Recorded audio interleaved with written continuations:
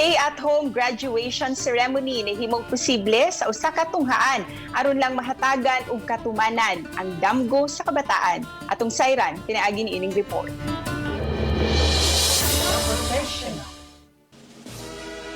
Starting off.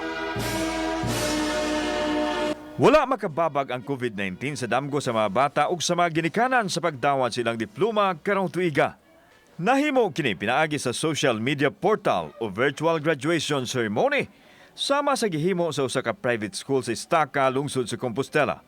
Gihimo ang programa sa social media diin gilink ngadto sa mga Pinoy-anan sa mga estudyante. Ang mga graduates uban ang mga ginikanan didto lang silang mga Pinoy-anan mitambong sa seremonyas pinaagi sa social media.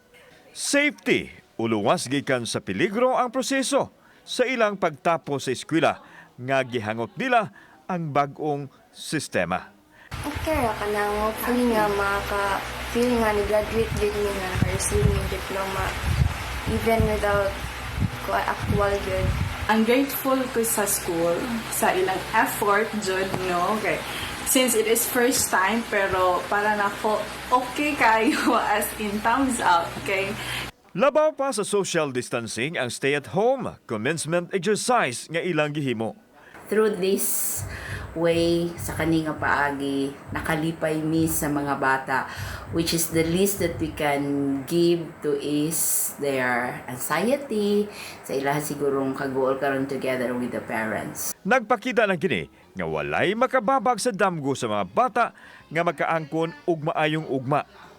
Congratulations, graduates! So, mahinaot mi kung ma-earlier ang pag-leave sa ECQ, basin posible pa nga makapasok yun sila in the real graduation. Kauban si Marlon Milgaso, ako si Alan Domingo. Balitang Bisdak.